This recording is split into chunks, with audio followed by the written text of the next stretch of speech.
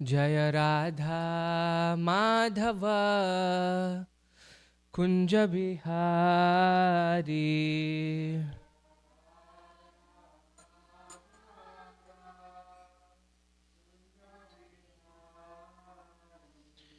जय राधा माधव कुंज बिहारी।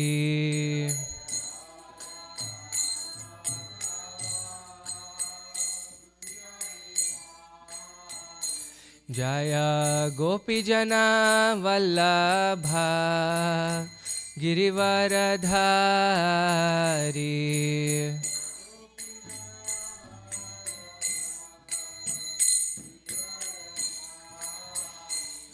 जय गोपीजना वल्लभा गिरिवरधारी।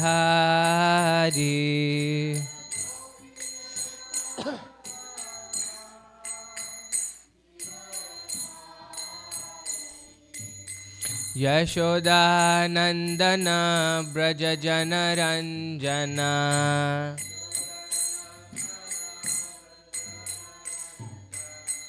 यशोदानंदन ब्रज जनरंजना।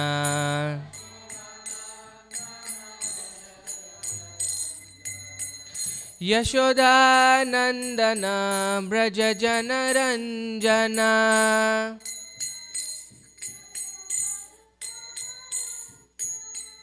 यमुना तीरा वनचारी।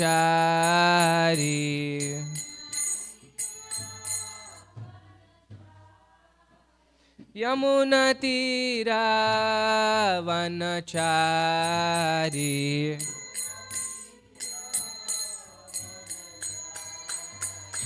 जय राधा माधव कुंज बिहारी।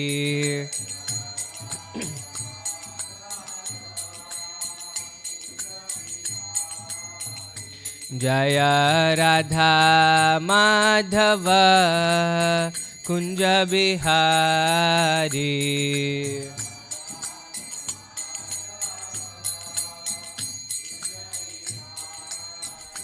जय गोपी जना वल्लभा गिरिवरधारी।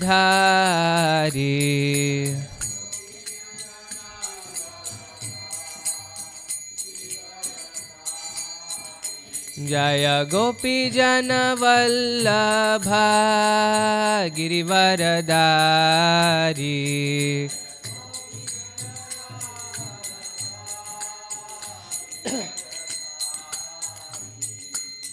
यशोदानंदन ब्रज जनरंजना।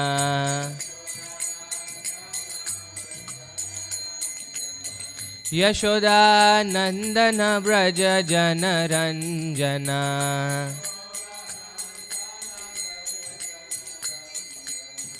यशोदानंदन ब्रज जनरंजना।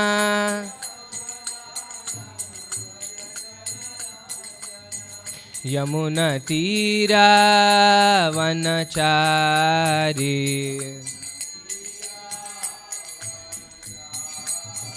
यमुना तीरा वनचारी।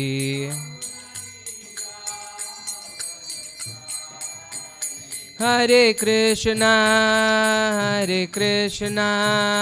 कृष्णा कृष्णा हरे हरे, हरे Ram Ram Ram Hare Hare.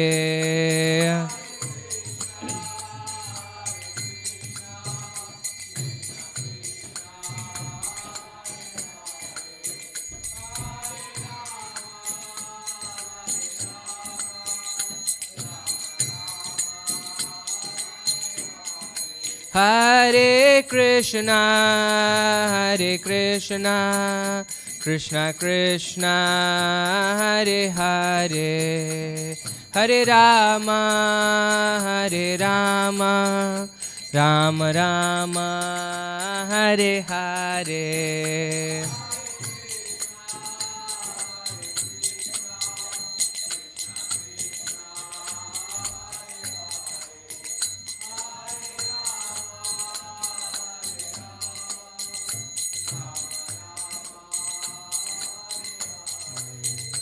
Jaya Prabhupada, Jaya Prabhupada, Jaya Prabhupada, Jaya Prabhupada.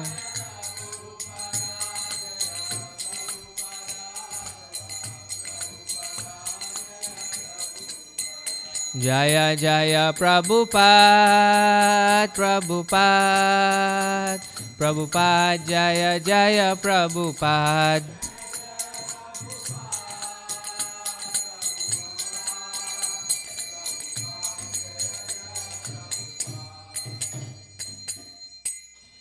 Jayam Vishnupada Paramhamsa Parivrajakaacharya Ashtotra Sata Shri Srimad His Divine Grace A.C. Bhaktivedanta Swami Srila Prabhupada Ki Jai Grantaraj Srimad Bhagavatam Ki Jai Samaveta Bhakta Vrinda Ki Jai Nitai Gaur Premanande Hari Hari Bol. All glories to the assembled devotees.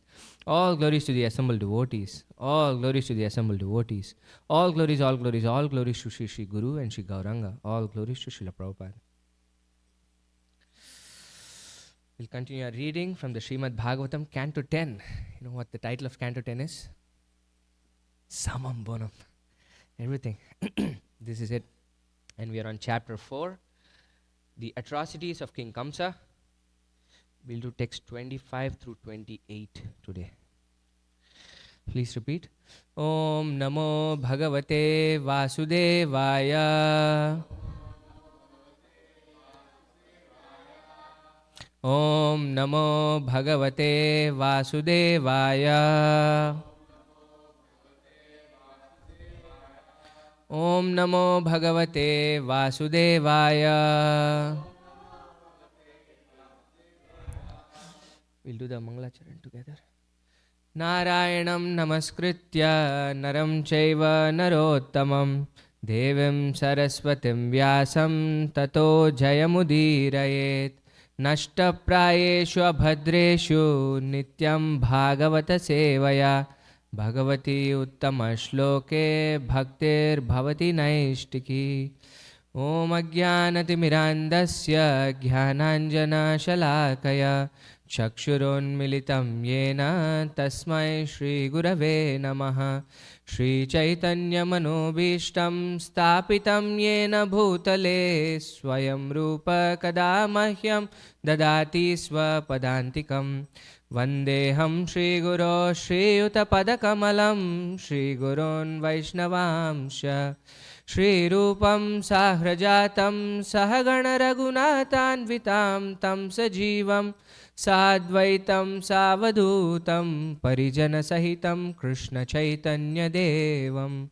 श्रीराधाकृष्णपादान् सहगणललिता श्रीविशाखान्वितांश्च. हे कृष्णा करुणा सिन्धो दीनबन्धो जगत्पते गोपेश गोपिकान्त राधाकान्त नमोऽस्तुते. तप्तकाञ्चन गौराङ्गी राधे वृन्दावनेश्वरी वृषभानुसुते देवी प्रणमामि हरिप्रिये. वाञ्छाकल्पतरुभ्यश्च कृपा सिन्धुभ्यैव च पतितानां पावनेभ्यो वैष्णवेभ्यो नमो नमः. जय श्री कृष्ण चैतन्य प्रभु नित्यानंद श्री अद्वैत गदाधर श्रीवासादि गौरभक्तवृंद. हरे कृष्णा कृष्णा कृष्णा हरे हरे हरे राम राम राम हरे हरे. नमो विष्णुपादाय कृष्णप्रेष्ठाय भूतले श्रीमते भक्तिवेदांत स्वामिनिति नामिने. नमस्ते सारस्वते देवे गौरवाणी प्रचारिणे निर्विशेष शून्यवादी पाश्चात्य देशतारिणे.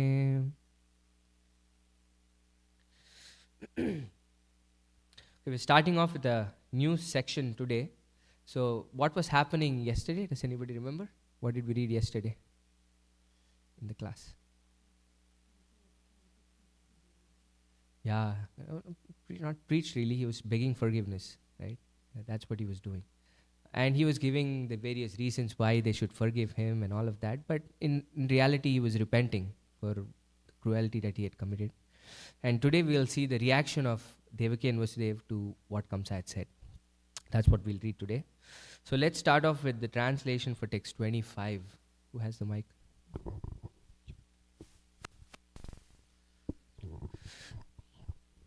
When Good.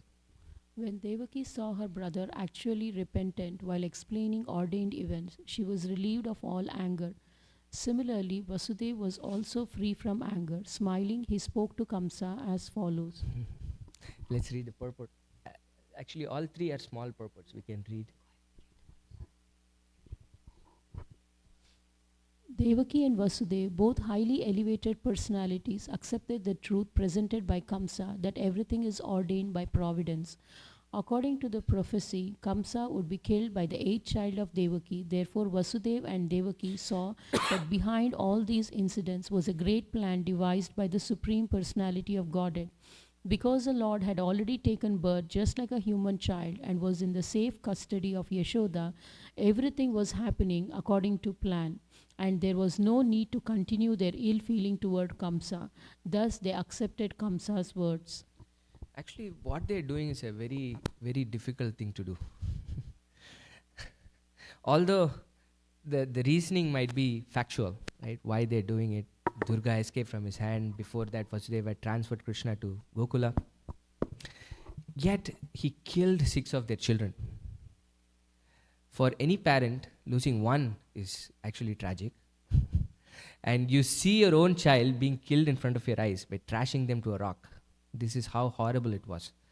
And yet, their immediate reaction, once he apologizes, was to smile. The Bhagavatam says they were smiling. Both of them were smiling. And they immediately was like, okay, it's unfortunate, but it's the will of the providence. We'll see more about this. But this is the reaction that they had. Immediately, they had anger on Kamsa, obviously, because of the horrible acts he had committed. But immediately their anger vanished. In fact, their anger turned into smiles, the exact polar opposite of anger. No? Let's continue, see what more they say. We'll come back to this. O great personality Kamsa, only by the influence of ignorance does one accept the material body and bodily ego. What you have said about this philosophy is correct. Persons in the bodily concept of life lacking Realization. Differentiate in terms of this is mine and this belongs to another. Robert? Everything is done automatically by the laws of nature, which works under the direction of Supreme Personality of Godhead. There is no question of doing anything independently. For one who has put himself in this material atmosphere is fully under control of nature's laws. Our main business, therefore, should be to get out of this conditioned life and again become situated in spiritual existence. Only due to ignorance does a person think, I am a demigod, I am a human being, I am a dog, I am a cat, or when the ignorance is still further advanced, I am God. Unless one is fully self-realization, one's life of ignorance will continue. The verse and Prabhupada's purport is using this one word again and again as the cause of why we see things differently, right? This is mine, this is his, and all the reactions that come along with it by seeing the world in such a manner. What is that one point that the verse and Prabhupada are repeating is the cause of all of this? Ignorance. And what is this ignorance?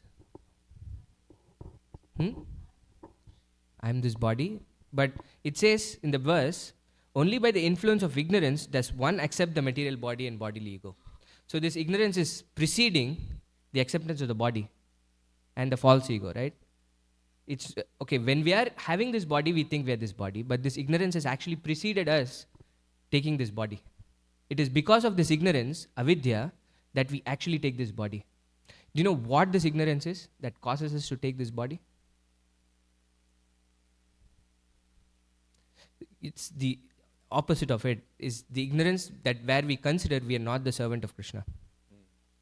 Right? It is this ignorance, Rupa Goswami says, this avidya which actually causes everything.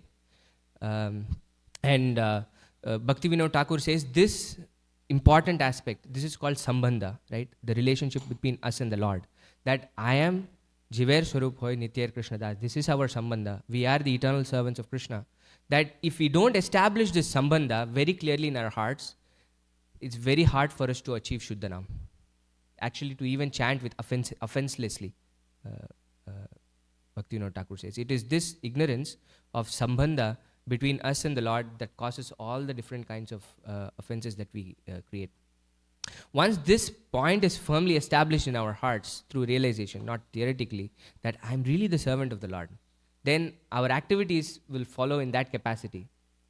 Because we are not firmly established in that fact that I am the servant of the Lord, then the ignorance still persists. And it's because of that ignorance we think I am this body, or I am the master, I am the enjoyer, and then we start differentiating. Janasya mohoyam aham mameti. Right? I see this is mine, me, mine, my family, my house, my country, like that. So, but the beginning, the avidya that causes all of this is our forgetfulness of our original identity of the servant of the Lord.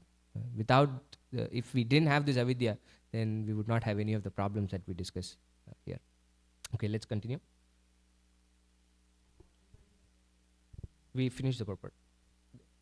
Text 27. This is our focus verse. We'll do the translation and come back to the purport later. We'll do two translations, 27 and 28, and then we'll come back to this verse. Persons with the vision of differentiation are imbued with the material qualities lamentation, jubilation, fear, envy, greed, illusion, and madness. They are influenced by the immediate cause, which they are busy counteracting, because they have no knowledge of the remote supreme cause, the personality of Godhead. And then text 28's translation.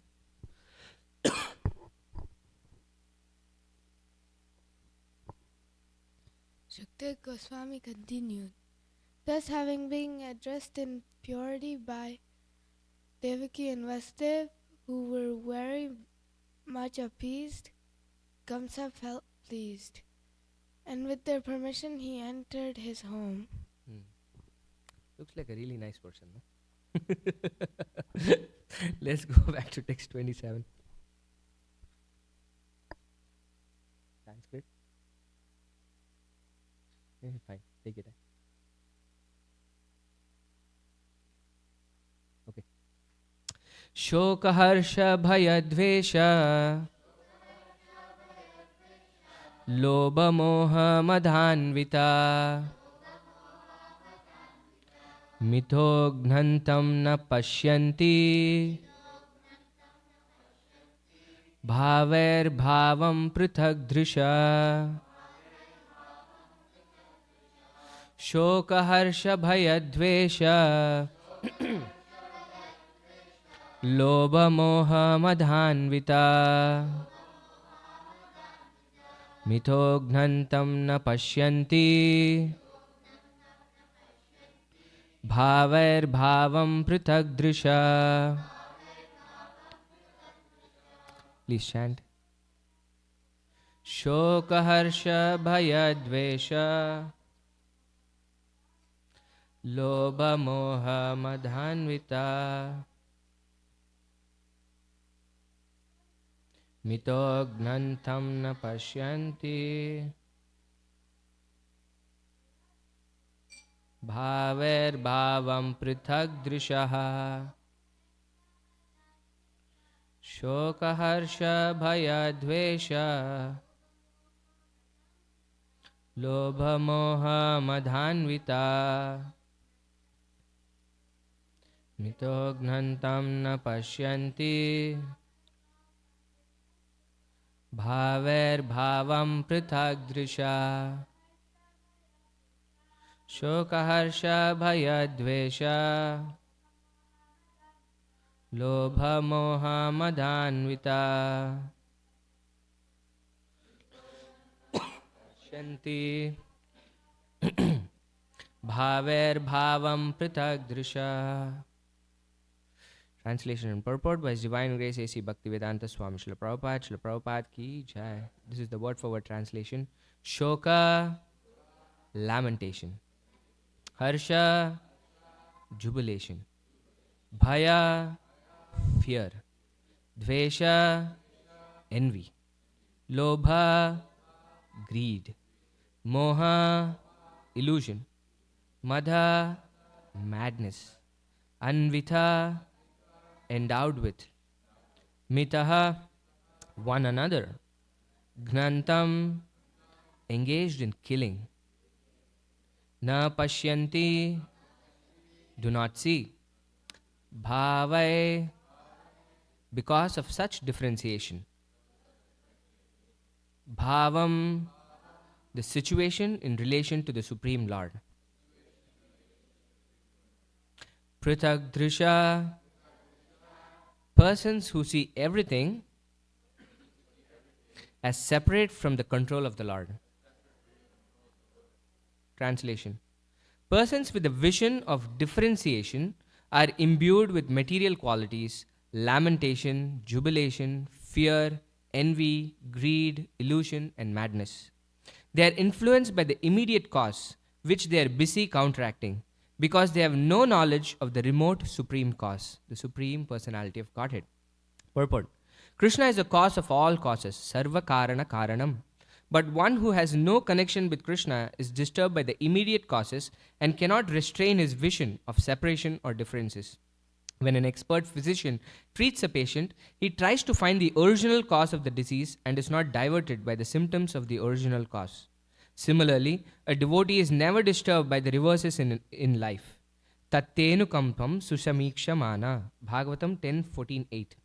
A devotee understands that when he is in distress, this is due to his own past misdeeds, which are now accruing reactions, although by the grace of the Supreme Personality of Godhead, these are only very slight. Karmani nirdahati kintucha bhakti bhajam. Brahma Samhita 5:54. When a devotee under the protection of the Supreme Personality of Godhead is to suffer because of faults in his past deeds, he passes through only a little misery by the grace of the Lord. Although the disease of a devotee is due to mistakes committed sometimes in the past, he agrees to suffer and tolerate such miseries, and he depends fully on the Supreme Personality of Godhead.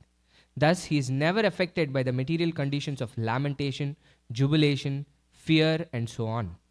A devotee never sees anything to be unconnected with the Supreme Personality of Godhead. Srila Madhvacharya, quoting from the Bhavishya Purana, says, Bhagavad darshanadhyasya virodhad darshanam prithak prithak drishti sa vigneyo natu sadbheda darshana. So Prabhupada in this purport tells us how it is possible for Devaki and Vasudeva to react the way that they reacted. Because we discussed, after everything that they went through, their immediate reaction after Kamsa truly repented, actually in this case, was to forgive him and say, this is the act of the providence. And in this verse especially, the verse and Prabhupada in the purport speaks about two very important concepts. The immediate cause and the remote cause. For everything, there are two kinds of causes. Actually, the immediate cause is called the material cause in Western philosophical systems, and the remote cause is called the efficient cause. So it's synonymous. The remote cause is the efficient cause, the immediate cause is the material cause. And many of us in this world don't see the remote cause or the efficient cause of why things are happening. We are trying to constantly counteract the immediate causes. Oh, this person said something to me. Oh, that happened to me. We're trying to constantly counteract the immediate cause, not knowing why that is happening in the first place. Jiva Goswami gives this example of a potter and a clay. So the potter makes the pot from the clay. Right? And there are several things that go into creation of the pot. What are all the things that go into the creation of the pot? Earth, clay, then water, the wheel itself, the person, the potter, right? And then the thread and the stick, that, or sometimes they use their own hand to make the pot. So you can see several causes that create the pot, right? Somebody can say, oh, the pot cannot be there without the clay, which is a fact, right? Without the clay, there can never be pot. But somebody can say, oh, the pot can never be there without the wheel. You can have the clay, but if you don't have the wheel, how will you make the pot? Without the water, without the stick, without the thread. These are all material causes for making the pot. Right? Without all of these material ingredients, of course, the pot cannot be made. But who is actually making the pot? With just these material ingredients, will that pot automatically manifest? No. The potter has to actually pull in all these material ingredients and then make the pot for the pot to actually manifest. So this is what we're all seeing, right? Many people, or most of us in this world, see the material causes, saying this is what is causing this is what's causing this, without seeing the efficient cause of why everything is happening. And Prabhupada mentions right in the first line that who is the cause of all causes? Krishna. Krishna is Sarva Karana Karanam. Without Krishna, nothing can happen. Right? Not a blade of grass moves without the will of the Lord. Everything is happening because of the remote cause or the supreme cause, which is Krishna. So a devotee perfectly understands this, that everything that's happening to me is actually happening because Krishna wants it to happen this way. Let me see. This exact thing, Prabhupada quotes in, let me pick that. In the 4th canto, actually, where Narada Muni is preaching to the Prachetas. He says, sometimes people think that the cause of an earthen pot is the earth. See, many times we see Prabhupada doesn't say where it's coming from. In many cases, he says, Srila Vishwanath Chakravarti says, or Srila Sridhar Swami says. But then, Prabhupada is a Sampradaya Acharya. One of the qualities of a Sampradaya Acharya is he's synthesizing the teachings of the previous Acharyas and giving it in his teachings.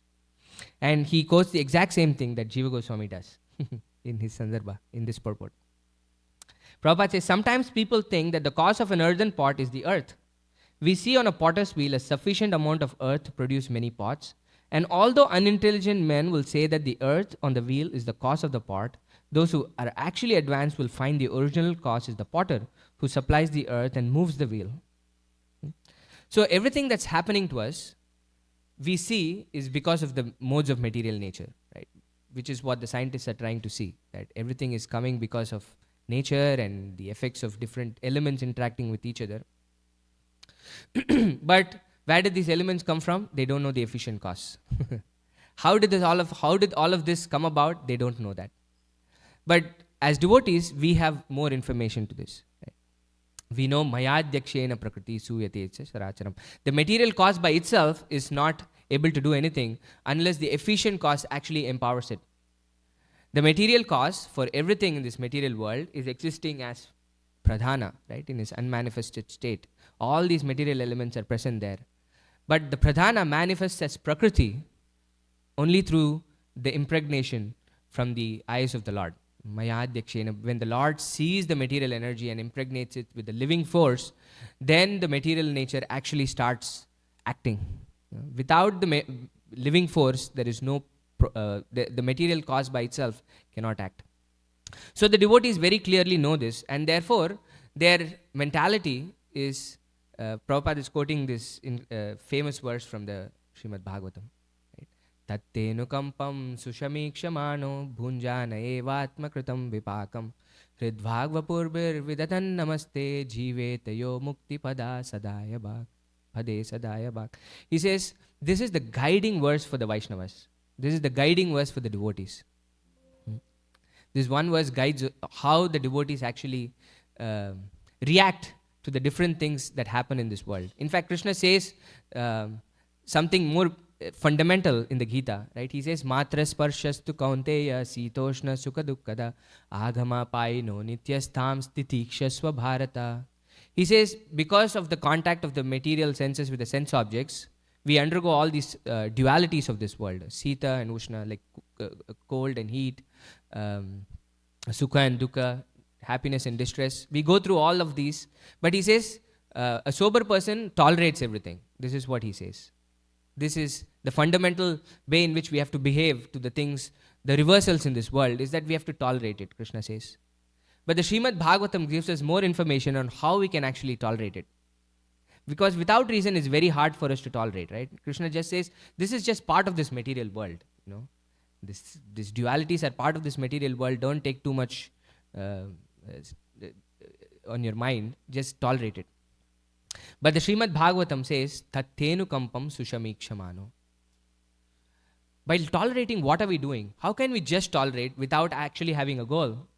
What are we tolerating all of this for? We are tolerating all of this so that at some point Krishna will actually bestow his merciful glance upon us. Tattenu kampam. That Krishna's mercy, anukampa, will actually fall upon us.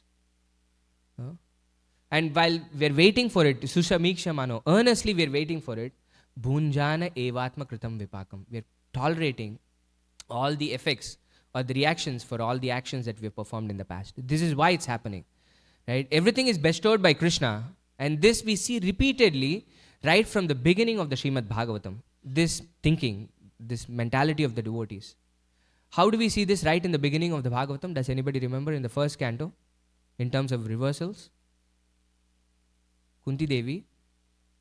She says, give me this again and again, Krishna, if you want me to, because you are always present when we have reversals in our life. But the cause, the point that we are discussing, do we have any examples from the first canto on how a devotee sees the cause of all of this? This is a very stark example in the first canto. Okay, actually, it's difficult. You cannot read my mind. The thing, Narada Muni also, but the stark example is of Dharma, the bull, right?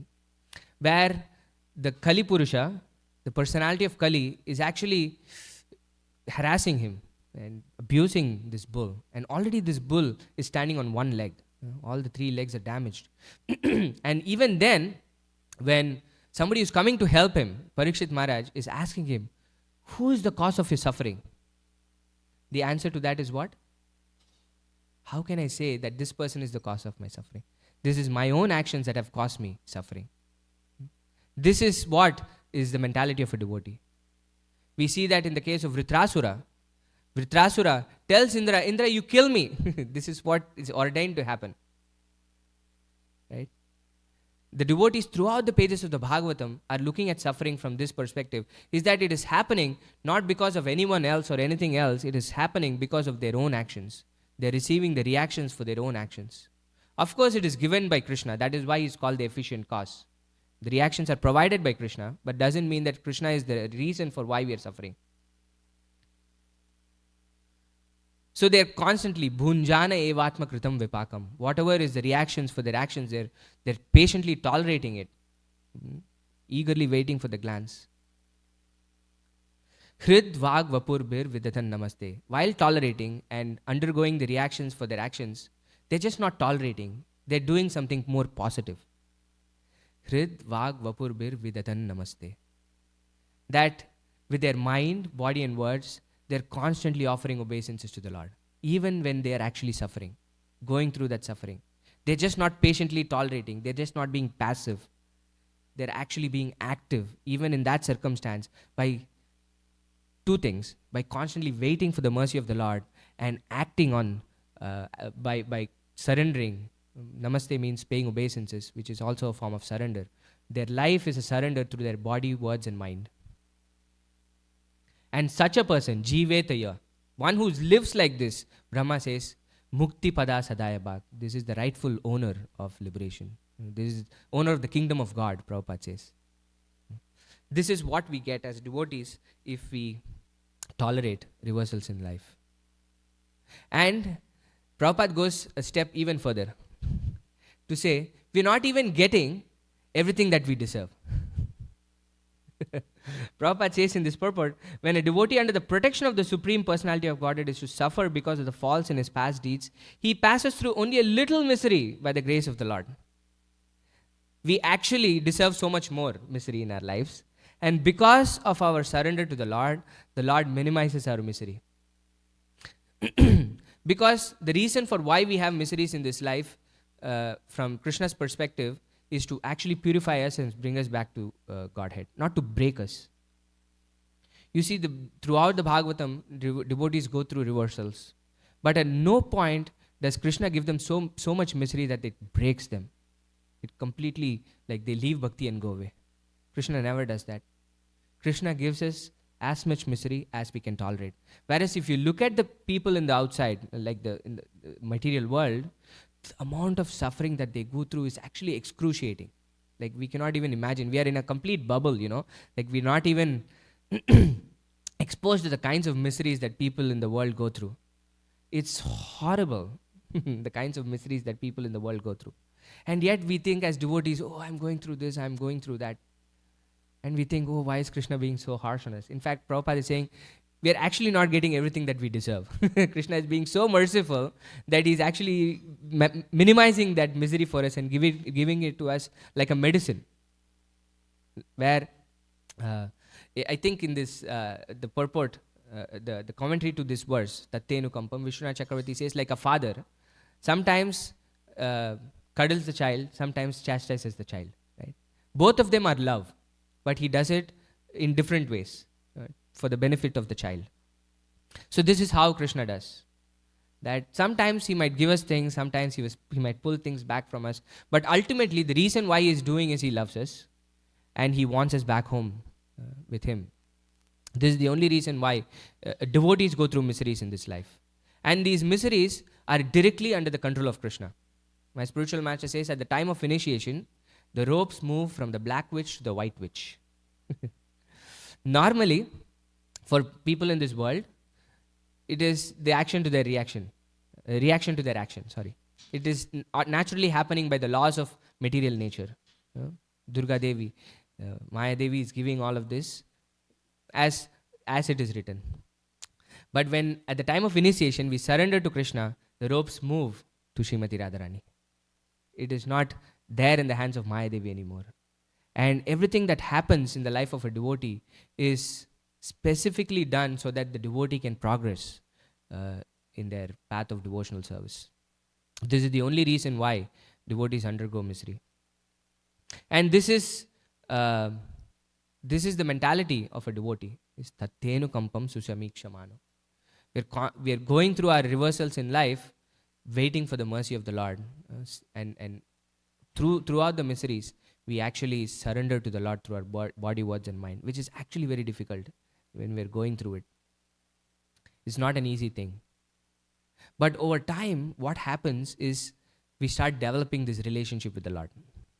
And then, just like in any relationship, we know exactly what the other person will do without the person even saying anything, right? When the relationship matures to a point, the other person, we can predict what the other person will do before even the other person can do it. And it might be the exact same thing. So initially when we see reversals in our life, then we are frustrated. Krishna, why are you doing this to me? But think about it. For a person who has undergone incredible reversals, like Mataji was mentioning, Kunti Devi, what is she asking? Krishna, give me this again and again. Because she knows at some point what Krishna will exactly do when the reversals happen. At that point, it's not so frustrating anymore. Just like how Prahlad Maharaj is going through so many reversals, right? Literally, he's trying to be killed in so many different ways. And yet, at some point, he knows what exactly Krishna will do. This is what happens. As we go through miseries or reversals in our life, the side effect is that our karmani nirdahati kintucha bhakti bhajam. Prabhupada mentions that verse also in the purport, right? What does this mean? That Krishna is, as for somebody who's practicing devotional service, he's burning up all his karma. Krishna is actually impartial in this verse that Prabhupada is quoting in the Brahma Samhita. He says from Indra to Indragopa. Indragopa is a tiny insect and Indra is the king of the heaven. Everybody gets their share of karma. Whatever they deserve, Krishna is impartially bestowing everything to them. And yet, for somebody who has actually taken shelter of himself, karmani nirdhati, kintuta bhakti bhajam, one who is actually practicing devotional service, he immediately burns off all their karma. This is Krishna. So, when burning through this karma, he's also trying to do a few things. Not just burn karma, but actually purify us so that we can actually have this pure relationship with him. And Vasudeva and Devaki are in that platform here. Think about the position that they are in. Initially, actually this has happened twice, right? The first time, Kamsa's life was in threat, he jailed them. Actually, he was going to kill Devaki. And then he's found some reason in the argument of Vasudeva because of his word. This is also the quality of a devotee, is that dhira dhira jana priya priya karo. Like ruffians and gentle people, trust them. Kamsa trusted the words of Vasudev and said, okay, this person is a man of honor, he will give me the child to kill. And when he brings this child for the first time, what happens? He actually says, no, it's only the 8th child that's going to kill. That's going to kill me. You can have this back. Right? He has this initial, and then immediately his mind changes and he starts killing those children. So twice, and this is the second time Kamsa's mind has changed. And really, for somebody who's gone through this, can you believe such a person when he says some things like this? Actually, this is the third time, right? The first time he wanted to kill, he stopped killing. Second time, he wanted to kill, didn't want to kill the child, he killed the child, all the children actually. And now he's saying, oh, I'm sorry, I'm actually. But for such a person, how can you believe? And yet, the reaction of the devotees is immediately their anger and actually lamentation are pacified. And they think, okay, this is the will of the providence. They don't go trying to figure out how can I overcome this material misery. They try within their capacity. They don't go out of their way to overcome material miseries because they know that the nature of this world is it's miserable. There is no point in trying to fix the misery in this world through fixing the material causes, right? The immediate causes. The only way we can fix the misery of this world is to approach the efficient cause. Ishvara Parama Krishna Sarva Karana Karanam. When we can practice devotional service to please Krishna, that is when we'll be happy. That is when this titiksha will happen, that toleration will happen, where these things don't affect us. That is what it means, right? For us to tolerate, it cannot affect us beyond a point. If it affects us beyond a point, how can we tolerate? That is the basic quality of tolerating, is that we have some threshold where things don't really affect us. We can keep tolerating it. Okay, it's there. It's like a pinprick, Prabhupada says in the preface. There is a pinprick in the social body despite all the advances that we have gone through in this modern age. But this pinprick still exists in the social body, Prabhupada says. So we can tolerate it. But how can this toleration happen? Unless we recognize what all of this is in reality. Without that, we cannot tolerate it. If somebody says something about us, we cannot tolerate it. If somebody does something to us, we cannot tolerate it. So this attachment to Krishna is what gives us this toleration of miseries in this world. Without this attachment to Krishna, we cannot tolerate miseries in this world. We will always have this quality of envy and revenge and all of these things that this verse is saying, right? Lamentation, jubilation, fear, envy, greed, illusion, and madness. All of this is there because of the differentiation that we see in this world. We don't see everything as Krishna. We don't see that everything is the energy of Krishna. Everyone is an energy of Krishna. Then we start seeing separation and differences. And these differences start fading away only when we actually have this attachment to Krishna. Even when we are going through all of that, if we can actually use our mind, body, and words in surrendering to Krishna, that's when it will help. And we can speak a little bit more about this, but I wanted to speak about one other thing also today, because today is also the disappearance day of Sripad Ramanujacharya. It's a very auspicious day. It's a bittersweet day. They say the disappearance days of a great devotee are more beneficial or are actually more prominent than the appearance days. Why? Because when the devotee appears, the world doesn't know how much of a devotee that person is. But when the devotee disappears, he has done so much good to the world that the world is in separation from the devotee. So the disappearance day talked to us more about the devotee than when the devotee actually appeared. And today is the disappearance day of Ramanujacharya. And especially personally for me, I'm very grateful for Ramanujacharya because I come from the southern part of India and I was introduced to Krishna consciousness by a follower of Ramanujacharya. He was very broad-minded that although he was a follower of Ramanujacharya, he introduced me to Srila Prabhupada. And Ramanujacharya was one of the first prominent acharyas to write his bhashya, his commentary against Mayavad philosophy. Because Sripad Shankaracharya and Ramanujacharya were within 100 years apart, I think. And the prominent philosophy during his time was Mayavad. In fact, the prominent philosophy of the material world in general is Mayavad, right? Nirvisesha Shunyavad, Prabhupada says in his Pranam Mantra. Paschatya Desha Tarine. And one of the very first acharyas who actually started fighting against Mayavad was Sripad Ramanujacharya.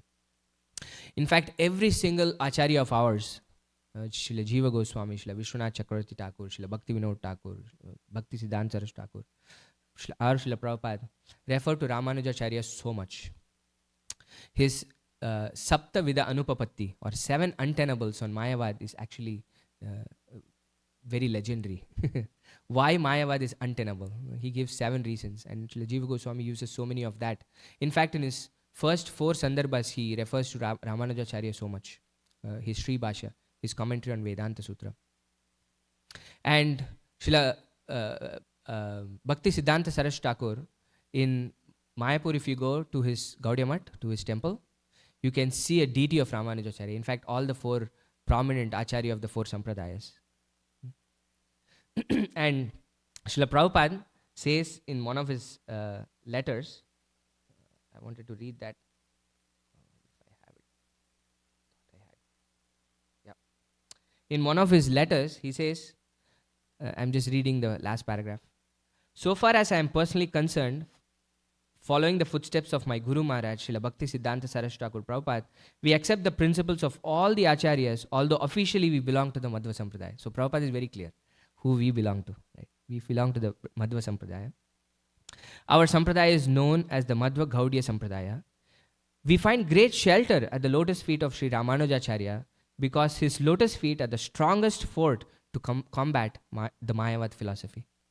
He says, we find great shelter at the lotus feet of Sri Ramanujacharya because his lotus feet are the strongest fort to combat the Mayavad philosophy. This was his life's work, Ramanujacharya. And he lived for 120 years and revived the Sri Vaishnava philosophy. And actually not revived, but made it more prominent. It was not that it was there for revival. And he has a very incredible connection to us as Gaudiya Vaishnavas. In the Navadvip Dham Mahatmya by Srila Bhakti Vinod Thakur, it says that when Ramanujacharya was in Puri, Jagannath came in his dream. And he said, I want you to go to Navadvip and take darshan of my form as Gauranga. Actually, in Navadvip, there is a place called Vaikuntapuri. Navadvip Dham Mahatmya is Bhakti Vinod Thakur's narration of the first Navadvip Mandal Parikrama that happened. You know who did the first Navadvip Mandal Parikrama? And? Jiva Goswami. Jiva Goswami wanted to first visit Navadvip before going to Vrindavan. And there he met Mahaprabhu and all the associates of Chaitanya who were present. Many of them had left the planet. So Nityananda Prabhu personally took Jiva Goswami throughout Navadvip Mandal. So during this, he comes to Vaikuntapuri and speaks to Jiva Goswami and says, this is the place, Vaikuntapuri. And he narrates this pastime from Puri, where when Ramanujacharya was in Puri, Jagannath came in his dream and said, now you should go and take darshan of my form as Gauranga. Mahaprabhu didn't appear, right? Mahaprabhu appeared 500 years after Ramanujacharya. Ramanujacharya is at least 1,001 or 1,005 years old since his appearance. More than 1,000 years. So then Ramanujacharya asked him, I don't know, how will I recognize Gauranga? I don't know who this is. And then he immediately says, I will go take darshan in Navadvip and I will start preaching the glories of Gauranga Mahaprabhu throughout the world. But Jagannath says, no, this is not the time yet. I want you to go and take darshan of Gauranga, go to Navadvip, but then you continue preaching your Dasya Rasa, he says. You continue doing that. And in Navadvip Dham Mahatmya, Bhakti Vinod Thakur says, Ramanujacharya in his heart was meditating on Gauranga Mahaprabhu and was requesting Jagannath that can I please take darshan of Gauranga. So he does go to Navadvip and has Gauranga in his heart and preaches in South India the philosophy of Vishishtadvaita. And when Mahaprabhu appears, he comes as Sri Ananta, a devotee, who comes and takes darshan of Mahaprabhu. Bhaktivinoda Thakur writes. He is present when Mahaprabhu gets married to Vishnupriya Devi. Sri Ananta is Ramanujacharya, who is also part of the Gaudiya Sampradaya, a devotee. It's incredible how everything is so intertwined. All these devotees are working towards one principle, which is to somehow enlighten this world so that we can take up the path of devotional service and serve the Lord. So on this auspicious day of the disappearance of, actually, Mahaprabhu took two important qualities from all four sampradayas, right? Mahaprabhu came to unite all the four Vaishnava sampradayas, and in that effort, he took two prominent qualities from each of the sampradayas. And from Sri Vaishnavism, Sri Sampradaya, he took two qualities. Do you know what those two qualities are? Two incredibly important qualities, actually. Yes, you were saying? Worship? Vaishnav Seva and Ananya Bhakti, unalloyed devotional service.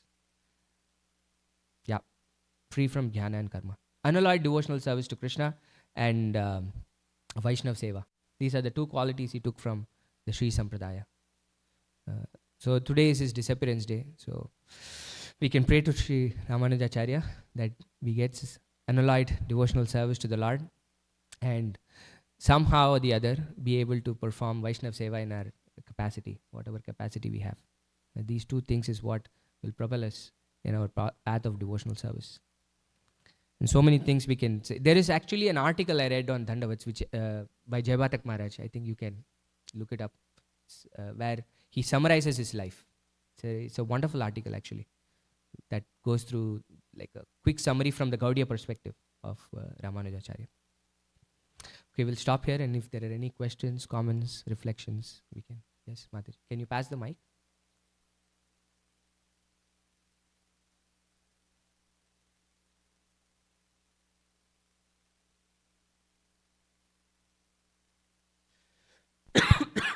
Hare Krishna Prabhu, thank you so much. Going to the focus verse of today, as you were saying that we, the devotees, they are asked to, like Krishna says, that tolerate. Then Srimad Bhagavatam tells why should we tolerate. So basically Krishna's mercy. Actually, 10th canto 1458, it also says that what is that mercy. So I would read the translation. This is 10:1458. For those who have accepted the boat of the lotus feet of the Lord, who is the shelter of the cosmic manifestation, and is famous as Murari, the enemy of the Mura demon, the ocean of the material world is like the water contained in a calf's hoof print. Their goal is Parampadam, Vaikuntha, the place where there are no material miseries, not the place where there is danger at every step. So, as we get the mercy, we also get the Vaikuntha, and beyond that I was thinking, for a pure devotee, Vaikuntha, whether it's in this world or that, it's the same, because they have anyway, by the mercy of the Lord, have crossed the material ocean. Like they serve beyond the material constraints. So that's what I was thinking when we were reading, like, what is the carrot on the other, or what is that, waiting that I'm ready to take one life, and give up all the pain and ego and etc. I'm preparing for it, but what do I get from it? Yes. But it's like eternal happiness is what I get by taking a little bit of pain in this life. Yes. Thank you. Yes. Thank you. Yes, Mataji. Hare Krishna Prabhu, thank you for nice class. I had a question about the thing you were talking about, the cause of all causes. So I had this question for a long time. Actually, in second chapter for Karmanya Vadikarasti, in the purport Prabhupada's right, one who is attached to the result of his work is also the cause of the action. But then always we hear Krishna is the cause of all causes. So how do we reconcile this apparent contradiction? Yeah, there is no contradiction here.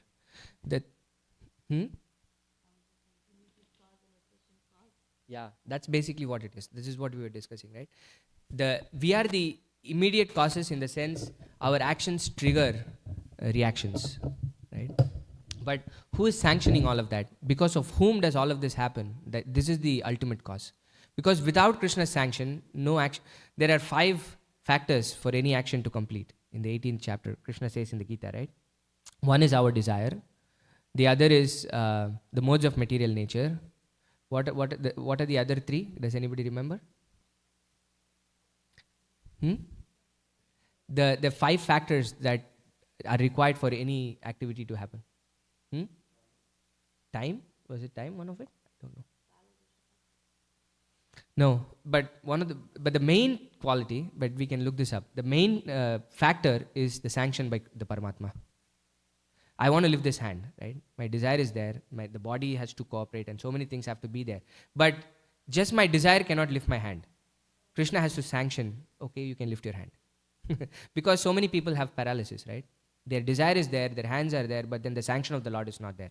And that sanction of the Lord is not a whimsical. It's not that He is making somebody paralytic or He is making somebody active. It is by their own actions that they are in that position. Krishna is simply sanctioning. This is the role of the Paramatma. Upadrishtanu mantacha bhakta bhokta maheshwara. He's constantly observing everything and sanctioning and permitting different things that we deserve and we don't deserve. And what we deserve and what we don't deserve is ruled by the karma that we have. Right? If I have this desire to be a trillionaire, I can try how much ever I want. If it's not there in my karma, I will never become a trillionaire. This is what it means. Our actions cause reaction, but whether the sanctioning of that reaction and to what extent, Prabhupada goes to this purport, that reaction manifests is completely dependent on the Lord. For everybody else, Krishna is constantly giving them what they deserve. Right? I'm not even going to interfere. I'm just going to let my energy take care of it, which is the material energy is constantly dictating it. 3 modes of nature are taking care of everything. Like the puppet, you see the Bhagavad Gita plate. But for a devotee, he intervenes and says, okay, I want to tweak this a little bit there, I want to tweak that a little bit there, and then so that things are beneficial for us. That's what it means. So in relation to this verse and what you mentioned, for devotees who are completely surrendered, for pure devotees, the cause is completely Krishna. But for who is attached to their result, the cause is not Krishna, is just sanctioning their desire. See, ultimately it's Krishna, right? This is Yes. what it means. The cause is still Krishna, because under whose energy is it happening? No, I mean, because based on this verse and what you just told, I'm Yes. just trying to understand if I understood correct is, Yes. for somebody who is not surrendered to Krishna, who is attached to their results, Yes. their desires, I mean, ultimately Krishna is sanctioning, Yeah. but the immediate, like you told, immediate cause is their desire. Yes. But for devotees, it's completely controlled by Krishna. Is No, it correct? it is also our immediate desires, but Krishna intervenes. This is the point. It's not on an autopilot mode. See, whatever we are experiencing in our life is not something that Krishna manufactured. Right? The bodies that we take, the environments that we are in, although we are devotees, is happening because of all our past actions. But the extent to which we undergo certain reactions is controlled by Krishna. Krishna very rarely will intervene completely and change the complete karmic map of a devotee, even if they are pure. He'll let because it's also his rule of law, right? He will not completely try to make an exception out of it, but he'll use that circumstance to bring them closer to the Lord. But Prabhu, if you paraphrase this in an opposite, so for example, here Prabhupada is telling, one who is attached to the result of his work is also the cause of action. Correct. So that means one who is not attached to the result of his work is not the cause of his action. Exactly. Is that correct? Exactly. Which is what bhakti is, right? Rishikena Rishikesha Sevanam Bhakti Ruchyate. If I do my service and if I want the results of that service, then I am the cause of the action, which I will perform because of the reaction, right? This is what is impelling me. This cycle of karma is kuta, bija, prarabdha, aprarabdha. It is, what happens is the seed that I'm planting influences how I'm going to act in the future. That's what that line means. The action creates, because I want the result, it's creating a specific mindset, and that will propel my further actions. The cycle continues. But the opposite is akarma. This is karma, right? I want the results of my action. The opposite is akarma, where I don't want the results of my action. In that case, how will I be the recipient of the reactions of that action? Right? I'm performing an action, but the result, who am I offering it to? Krishna. So then everything belongs to Krishna. This is the general principle of devotional service. Right? How will I be responsible for that action? Or else the entire system will crumble, right? Why am I offering prasadam in the first place? At that point it becomes akarma. Make sense? Yeah. Okay. Only 3 factors? There is 5. That I know. Yeah. Yes. Can you? Yeah, the place of action. I'm going to repeat because the performer, the senses, the endeavor, ultimately the super soul. This is what the 18th chapter says. There are 5 factors in anything, but ultimate cause is the super soul. If there is no sanction, nothing will happen. Yes. When I'm You can you hold the mic here? sorry? Not here. Hold the mic here on the top. Here. Yeah, the transmitter is here. That's why. Okay.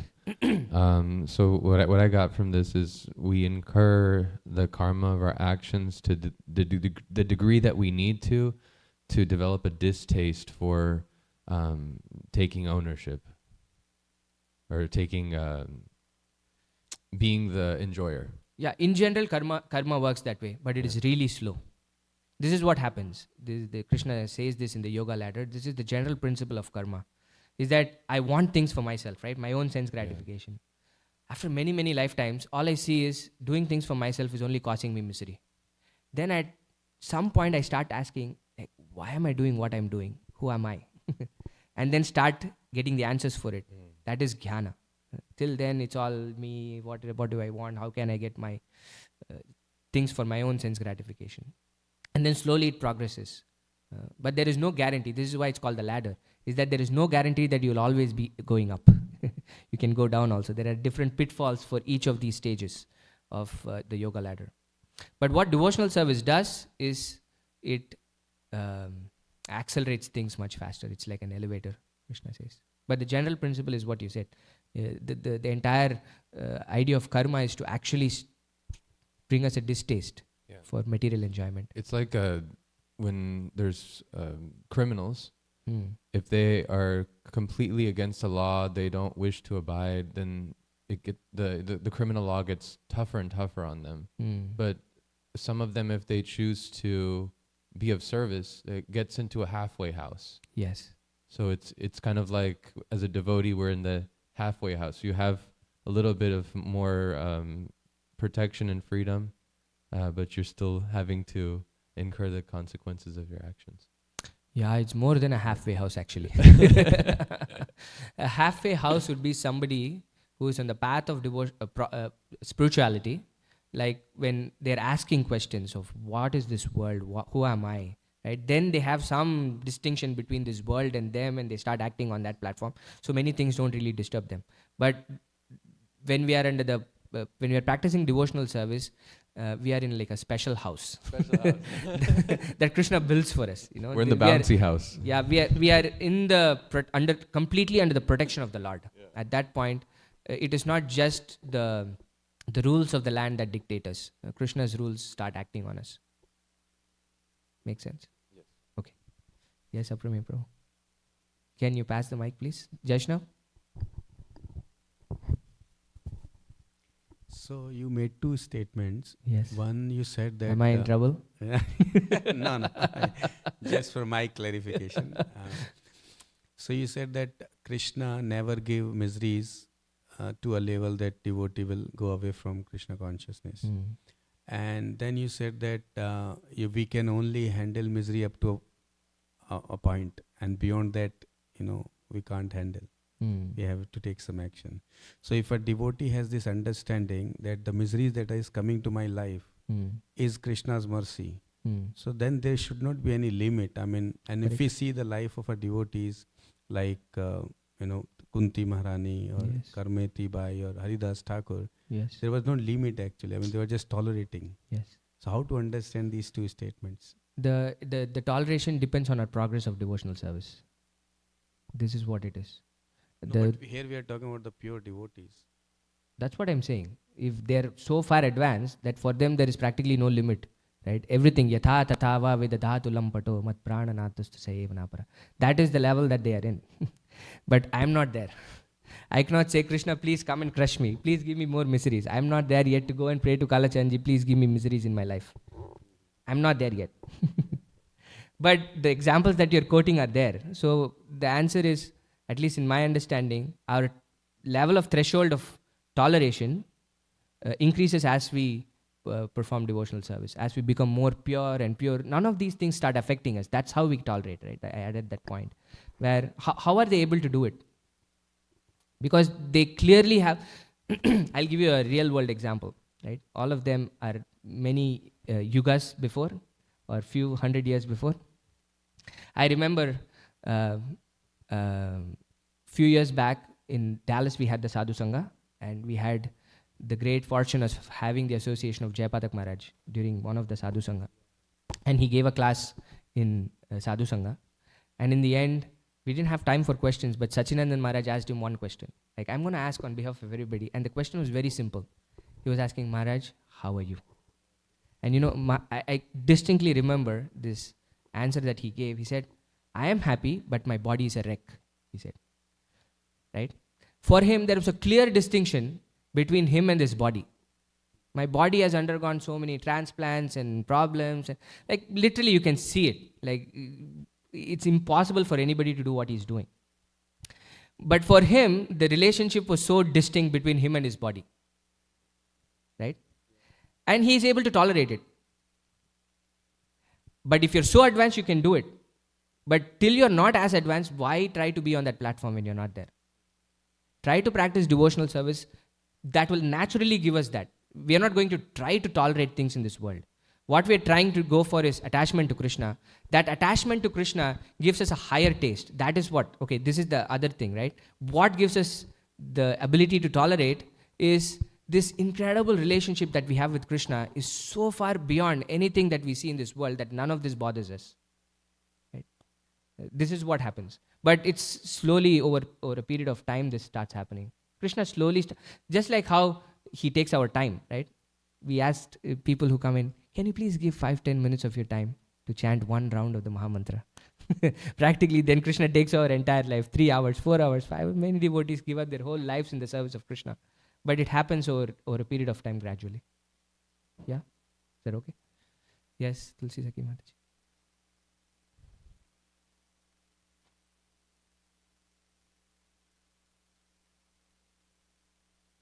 Thank you. One question about tolerance you answered. Yes. The other point, main point you were making, our suffering is because of ignorance, avidya, which is the beginning, and the that I am the servant of the Lord. This relationship, sambandha, we haven't established, and we know that Mahaprabhu gave us, Jivera Swarupa Nitya Krishna Das, which is establishing that relationship for us. And then you mentioned Ramanujacharya, who actually smashed Mayavad, which is the exact opposite, that I don't have a relationship. I am God. Yeah. So to counter this, I'm sure there are many, like these quotes, like they have Aham Brahmasmi. So maybe Ramanujacharya has some like that, which remind us, I am Krishna's servant. Oh. Any later or whatever, like these kind of like counter that I am Krishna's servant. Yeah. Like we say, Dasos. So the very name of his philosophy gives that. His philosophy is Vishishta Advaita. Advaita is the point where there is no two. Everything is one, Brahman, right? Vishishta Advaita is essentially what this means is that the Brahman is one, Advaita, but he is Vishishta Advaita in the sense there is qualified oneness. The qualification is that he is infinite and I am infinitesimal. That's what is, and this constant, I'll try to find some quote if I can, but what comes to the top of my mind is the very philosophy of Vishishta Advaita brings this to mind. This qualified oneness is what? We're not one. There is qualification in that one. There is variety in that oneness. There is qualities in that oneness, the Brahman, and then we are parts and parcels of it.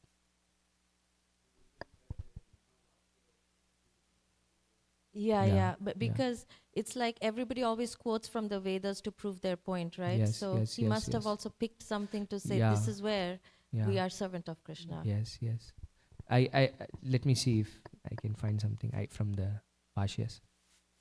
Yes. Okay, we'll stop here then. Grantaraj Srimad Bhagavatam ki jai, Srila Prabhupada ki jai, Srila Ramanujacharya ki jai.